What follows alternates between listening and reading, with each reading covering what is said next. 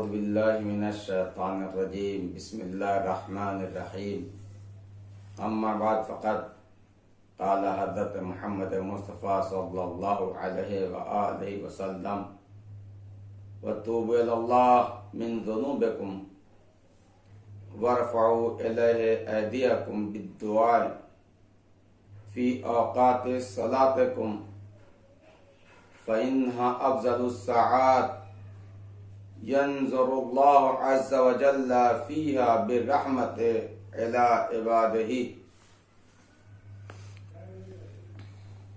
يجيبهم إذا ناجوه ويلبيهم إذا نادوه ويستجيب لهم إذا دعوه. ناظرین کرام سلام علیکم. ناظرین، آپ حضرات کے سامنے خطبہ شعبانیہ کی روشنی میں اور اسی خطبہ شعبانیہ کے حوالے سے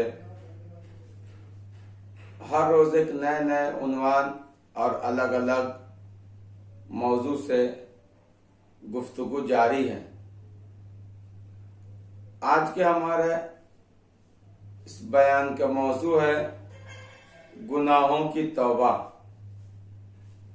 توجہ فرمائیے ناظرین کرام، پیغمبر اسلام حضرت محمد مصطفیٰ صلی اللہ علیہ وآلہ وسلم خطبہ شعبانیہ میں آگے یہ ارشاد فرماتے ہیں کہ اے لوگو، خدا کی بارگاہ میں اپنے گناہوں کے لیے توبہ کرو. نماز کے وقت ہاتھوں کو دعا کے لیے بلند کرو، کیونکہ یہ دعا کے لیے سب سے بہترین وقت ہے. اس میں پروردگار عالم اپنے بندوں کے اوپر خاص نگاہ کرم اور لطف کرتا ہے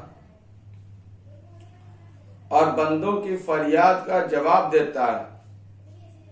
اور جب بندے پکارتے ہیں تو خداوند عالم لبیک کہتا ہے اور ان کی دعائیں مستجاب کرتا ہے، یعنی قبول کرتا ہے. عزیزو، یوں تو توبہ اور استغفار کے لیے پروردگار عالم کا ہمہ وقت ہر وقت دروازہ کھلا ہوا ہے، لیکن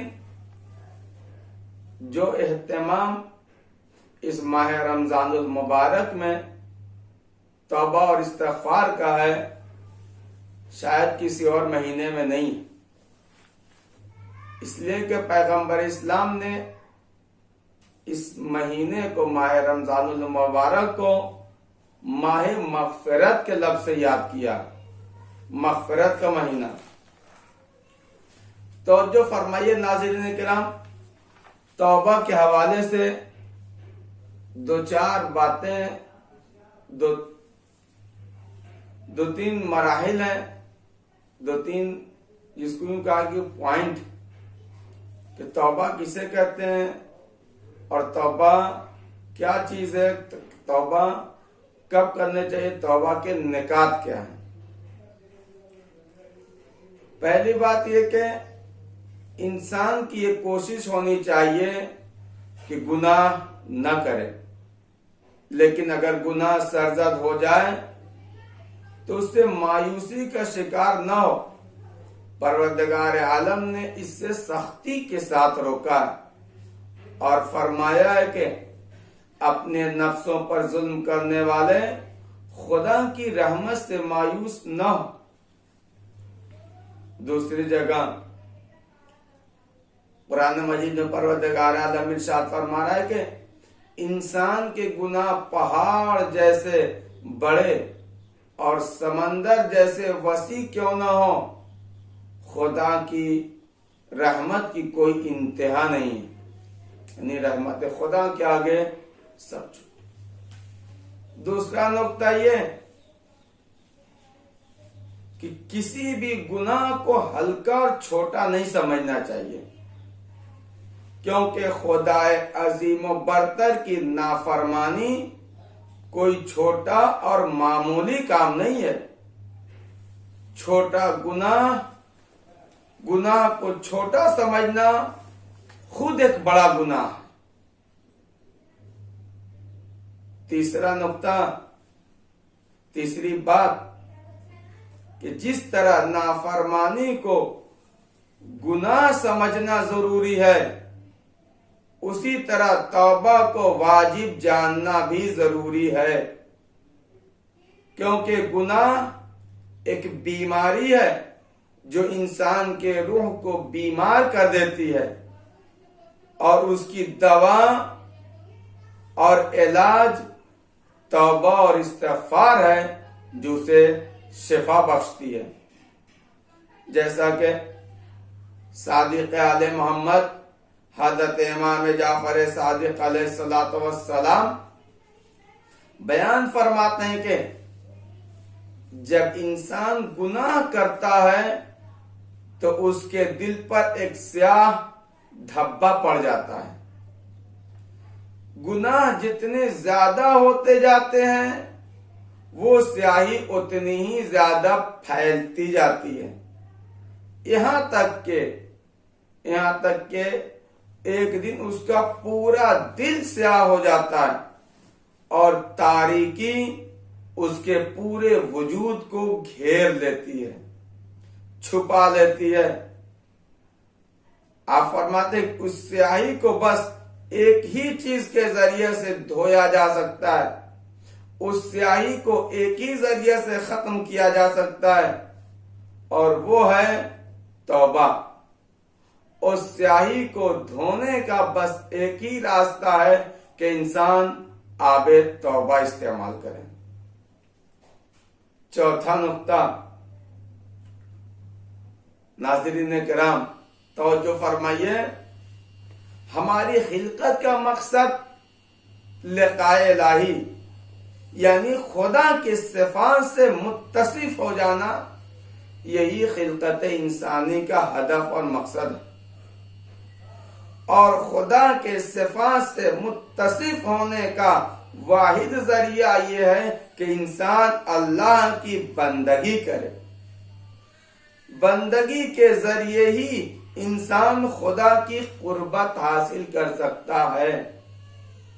اسی لیے ہم ہر عبادت میں کہتے ہیں قربتاً اللہ، وضو کیا تب نیت قربتاً اللہ، نماز کے لیے کھڑے ہوئے تب نیت قربتاً اللہ، کسی نیک عمل کو انجام دینے کی کوشش کی تب یہی نیت قربتاً اللہ۔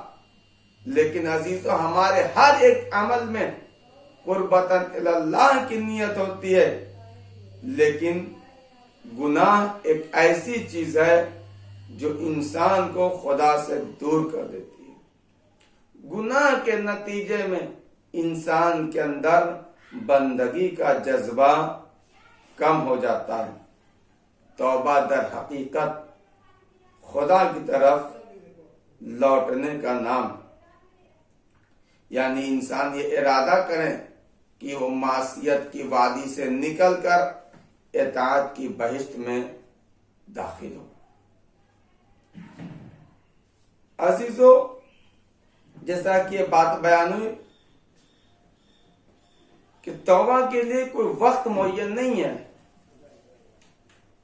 نہ کوئی وقت ہے نہ کوئی گھڑی ہے، لیکن ماہ رمضان میں خدا نے خاص طور پر اپنے بندوں کو توبہ کی یعنی اپنی طرف لوٹنے کی کیا ہے دعوت دی۔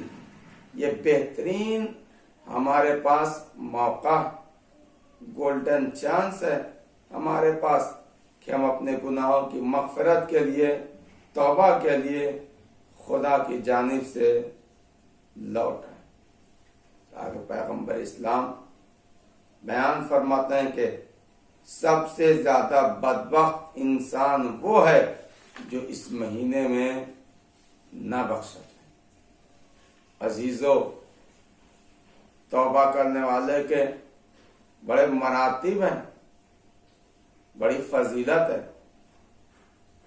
جیسا کہ پروردگار عالم سورہ آل عمران کی آیت نمبر 135 میں ارشاد فرما رہا ہے کہ اور یہ وہ لوگ ہیں یعنی توبہ کرنے والے جب کوئی نمایاں گناہ کرتے ہیں یا اپنے نفس پر ظلم کرتے ہیں تو خدا کو یاد کر کے اپنے گناہوں پر استغفار کرتے ہیں اور خدا کے علاوہ کوئی اور گناہوں کو نہیں معاف کر سکتا، نہیں معاف کرنے والا ہے، اور اپنے کیے پر جان بوجھ کر اصرار نہیں کرتے. ناظرین کرام، توبہ کا اصل مقصد یہ ہے کہ انسان اپنے کیے ہوئے پر جان بوجھ کر دوبارہ اسے انجام نہ دے، اس کی اصرار نہ کرے.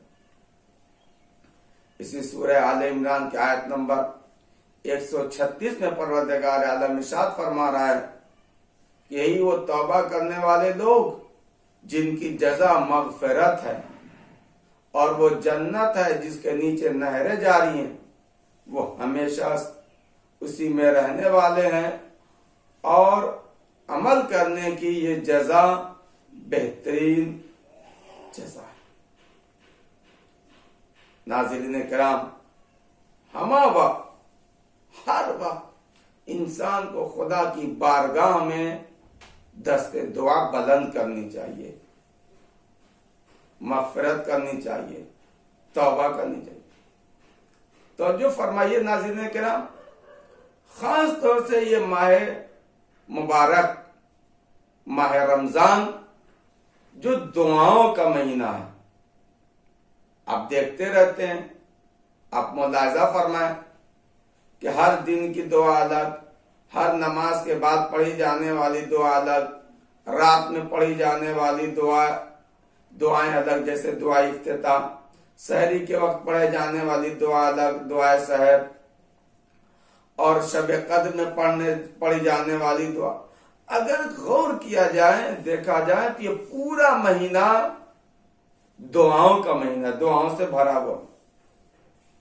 بعض ذہنوں میں یہ سوال اٹھتا ہے کہ اتنی زیادہ دعائیں، انسان کتنی دعائیں پڑھے گا؟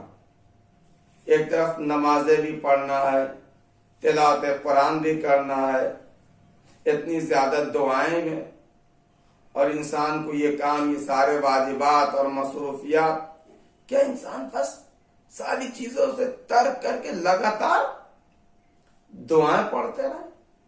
نہیں ہے. پھر آخر اتنی زیادہ دعاؤں کا فلسفہ کیا؟ توجہ فرمائیے مومنین کرام و ناظرین کرام، ایک سادہ سی مثال کہ ماہ رمضان المبارک ماہ رحمت و برکت و مغفرت میں اتنی زیادہ 24 گھنٹے دعائیں، آخر اس کا فلسفہ کیا ہے؟ اتنی زیادہ. مثال کے طور پہ بہت سیدھی سادی مثال ہے، آپ دیکھتے ہیں کہ بہت ساری ضرورتوں کی ایسی دکانیں ہیں جو 24 گھنٹے کھلے رہتی. بعض ایسے ریسٹورنٹ ہیں جو 24 گھنٹے کھلے، بعض ایسے میڈیکل ہیں، دوائیوں کی دکانیں جو ہمیشہ 24 گھنٹہ کیا کھلے رہتی. اس 24 گھنٹہ دکانوں کے کھلے رہنے کا کیا مقصد ہے؟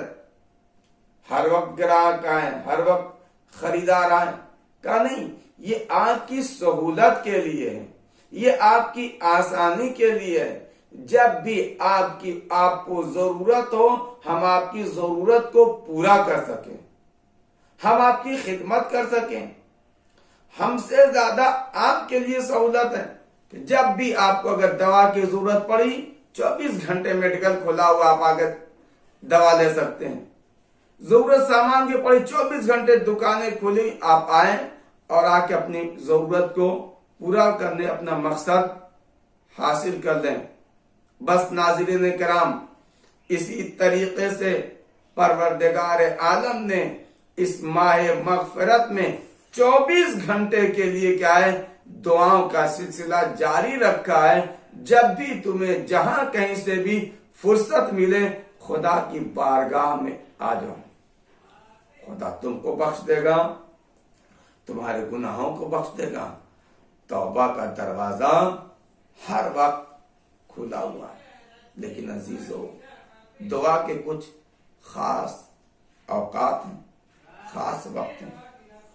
ان وقتوں میں سے سب سے زیادہ خاص اور جو اہمیت کا وقت حاصل ہے وہ ہے نماز واجبات کے بعد دعا کرنا، دستے دعا بلند کرنا.